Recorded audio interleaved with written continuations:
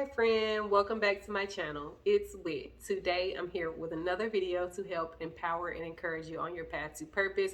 So stay tuned after the intro and let's get into the message.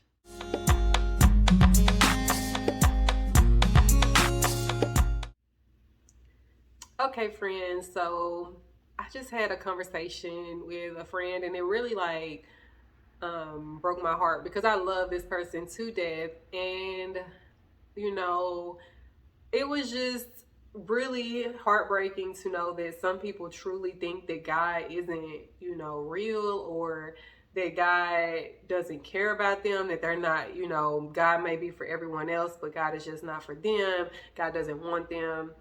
So, I just want to bring this encouraging word for you that may be feeling this way or may have gone through this, may be currently going through this.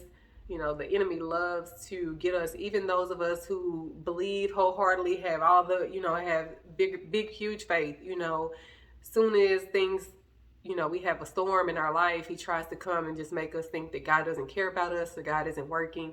And this message may be for you, or it may be somebody, maybe meant for someone So I pray that you will share this if, you feel like this is going to help someone. But first I wanted to just talk about God is for everyone. God wants us all to be saved. He wants us all to, know him, to have that relationship with him, to trust him, to know that he wants good for us, good in our lives. He wants us to spend time with him, to be with him.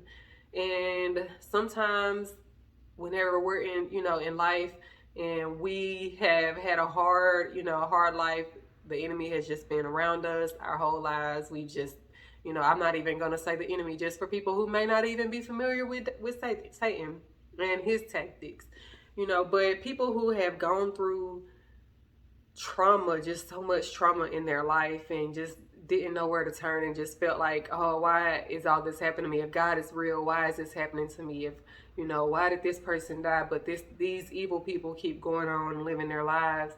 And so I just want to talk to you about that, and hopefully, this word will encourage you to keep seeking God. And, if you don't have a relationship with God, to actually develop that relationship. Don't allow, first of all, the enemy to con you into hell, to con you out of what God promised that you could have, to con you out of your blessings, to con you out of love, to convince you that you're not worthy of God, that you're not worthy of being loved, that you're not worthy of having anything good in your life because of all the bad things that he's done to you.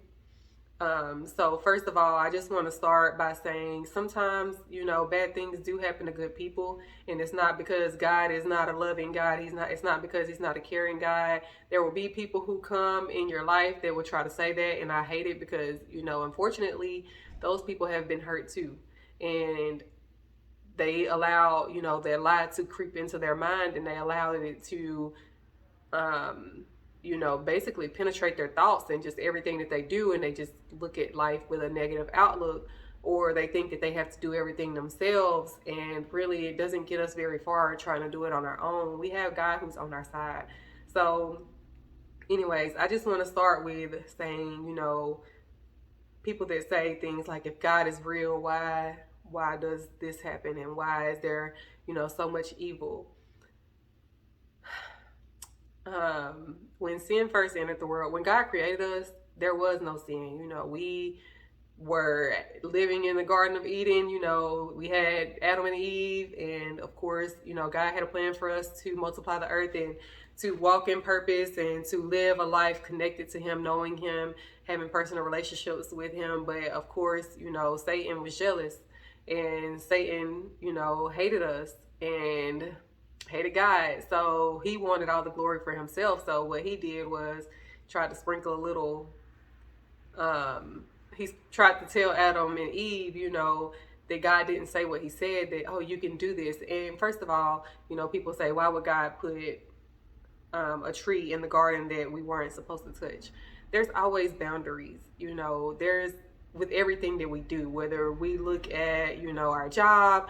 We can touch the money all day, but we can't put the money in our pocket. There's boundaries. Even though we're going to get our paycheck, it would be immoral. It would be wrong for us to take the money out the register, whatever we think we deserve, and put it in our pocket. We would go to jail. That's a boundary. There are certain boundaries and certain laws that are in life that we are, supposed to follow. And when we follow those laws, just like with that example, you would get your check, you would get your money, you would build integrity, you would build trust, you got options for promotion. Obviously some jobs aren't like that, but if you have a good job, if you work for a good company, they give you more responsibility, give you more pay, you earn things.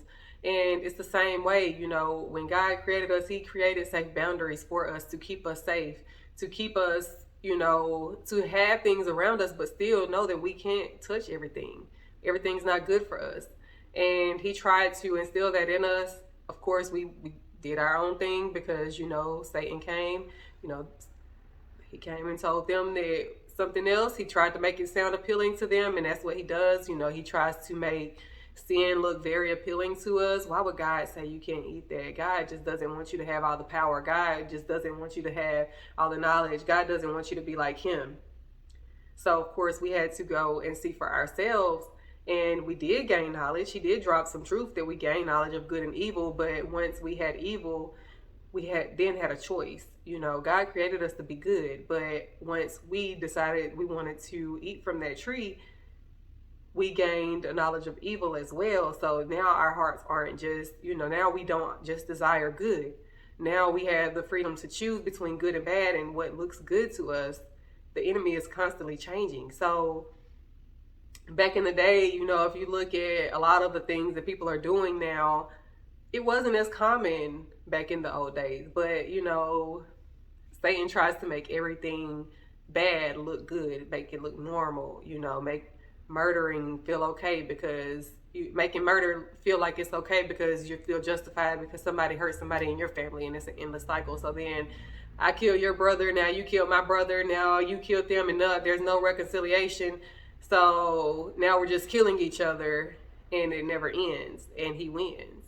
He's just sitting back like, hey, I got all this, sexual sin. He makes us think, oh yeah, why would you want to wait? You can have all of that right now. You can have your cat. You could try it out. You want to wait? Now what if you get with her and you marry her and you done waited this whole time and she sucks horribly, or he's not good? What if that happens? And he just tries to poison our minds, and then we go out here and we get with this person and we get with that person who has no intention of being with us for, forever. No intention of marrying us.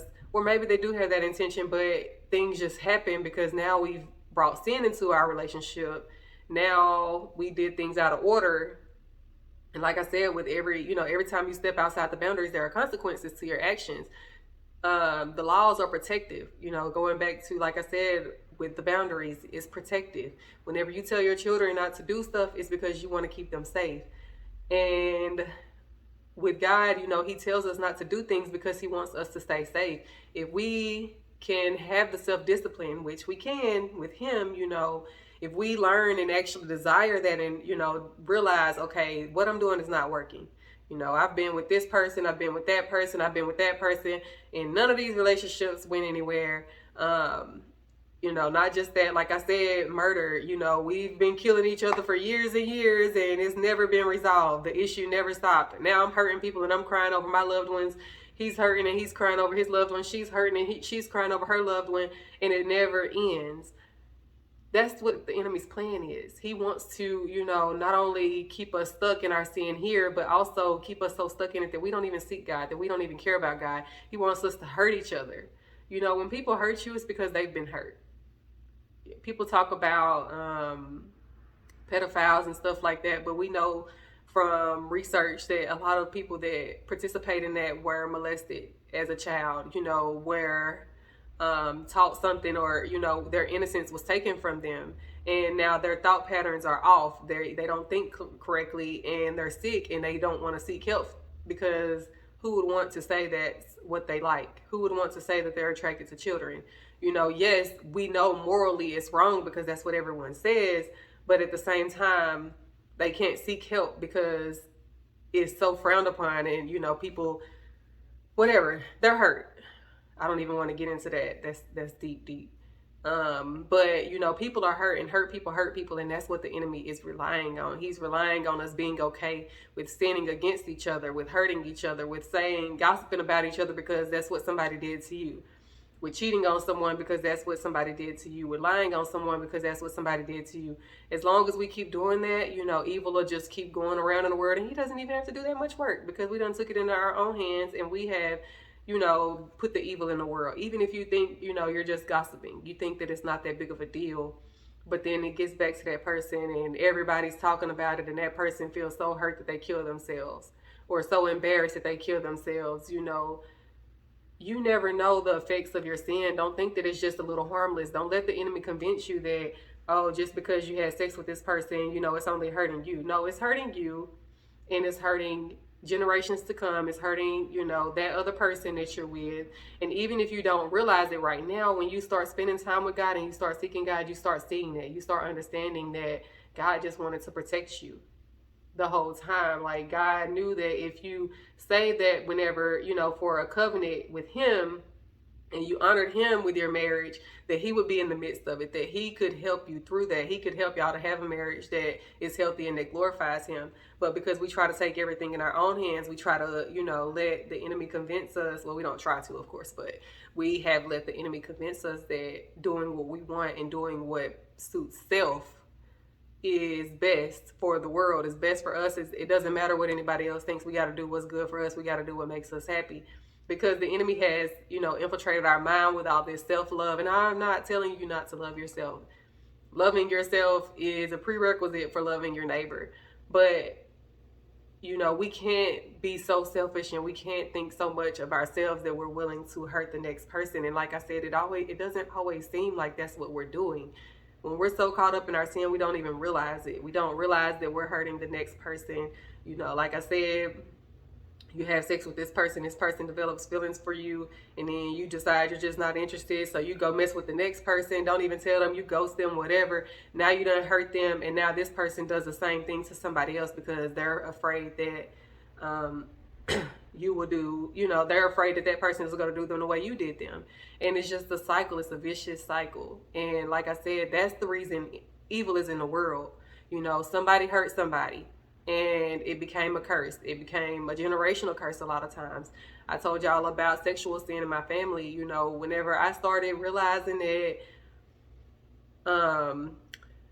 abstaining from sex and waiting until marriage was good for me, God truly, like when I started walking with God, he started really revealing some things to me that I didn't even know. Like I knew subconsciously, of course, but I wasn't even really aware of it, just looking back at my mom's history, and realizing, like, when I was little, she would date this man and this man. She was always with somebody. She was always in a relationship. She was always dating somebody. She always had some man around. And not saying that as, anything derogatory towards my mom, but whenever I mentioned this to her, she said the same thing about her mom. This is a generational curse. And had I not come to, realize that, had I not realized that I was doing what I saw growing up, and it had become a curse, for me, I was doing the same thing, with my children. And of course, I was trying to be more secretive about it, but kids know, especially as they get older. My youngest is 8, and she's a girl, so she's getting to that age where she realizes. And had I continued to have secret dates where I'm getting all dressed up and dolled up and going out, they know what's going on. Even if you don't say you're going on a date, if you're going out every 3 nights a week getting all dressed up, and you're having these little conversations, these quiet as kept conversations whenever you think they're asleep, or even when they're awake, you're just trying to talk in code or whatever, like, they pick up on that stuff. And I didn't want my daughter to grow up and try to fill that void in her heart that was supposed to be for God with men. So I had to realize, and like I said, when I realized with me, then I started seeing, like, this has been a generational curse on the women in my family. Like, we have been putting men on the throne where God should have been, and we have suffered because of it. Our children have suffered because of it. I saw things I shouldn't have saw. My mama saw things she shouldn't have saw.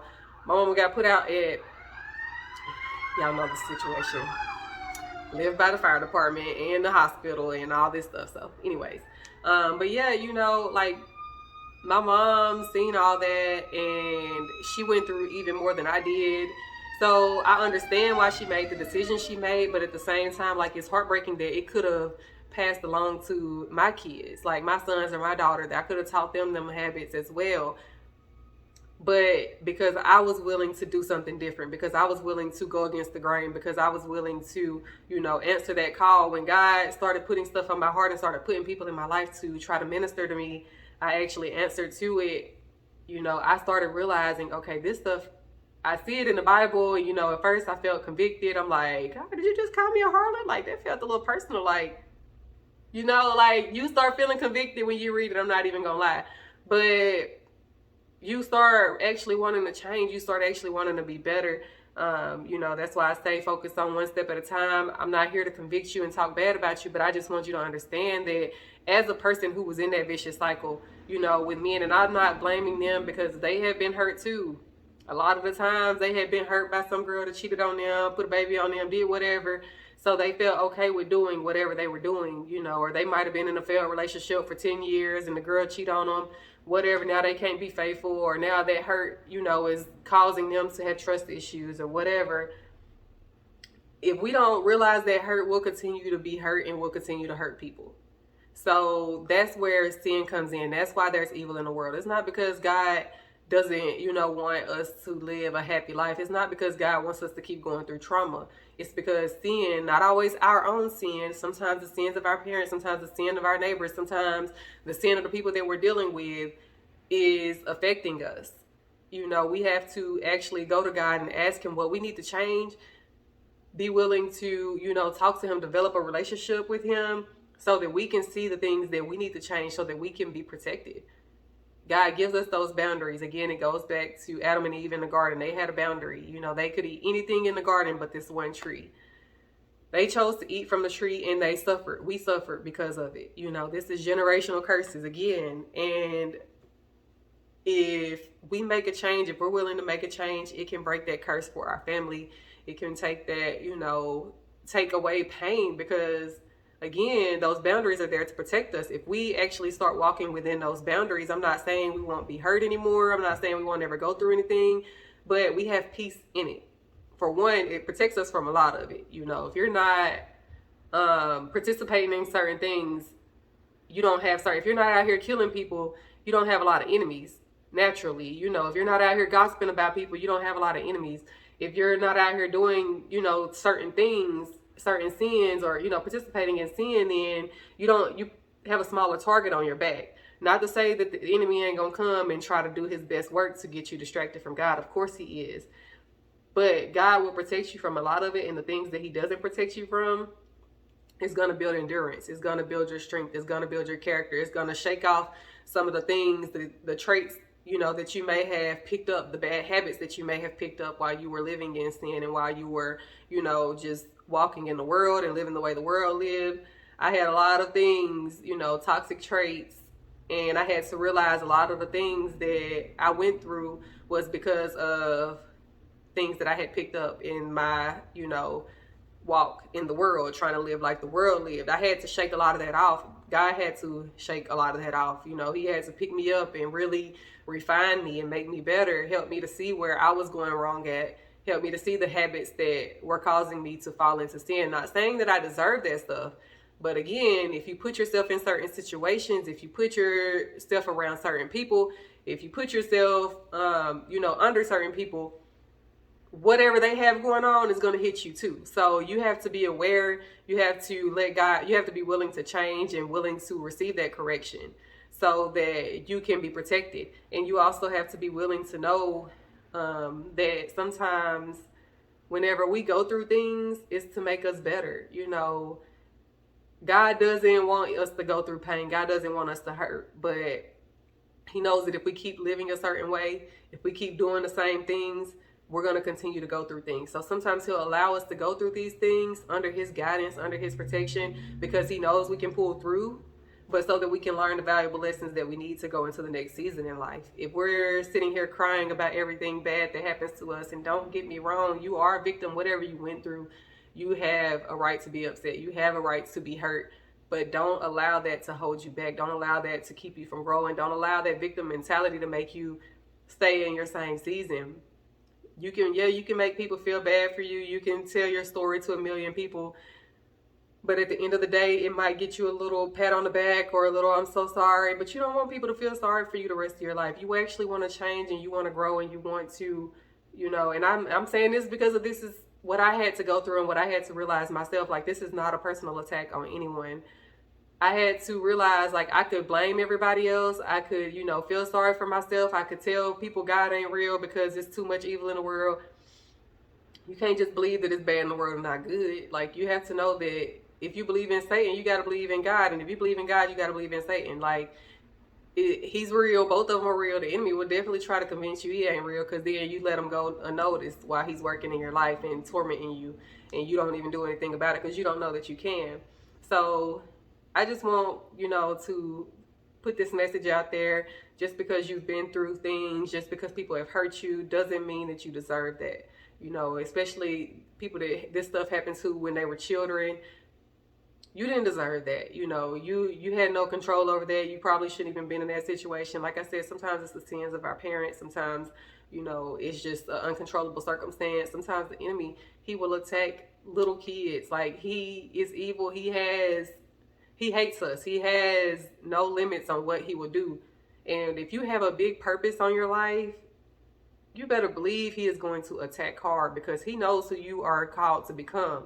And you got a big purpose on your life. If you're sitting here watching this video, God put this video in front of you for a reason. He wanted you to know that you have something big in your life that he is trying to do in your life. He wants you to experience it.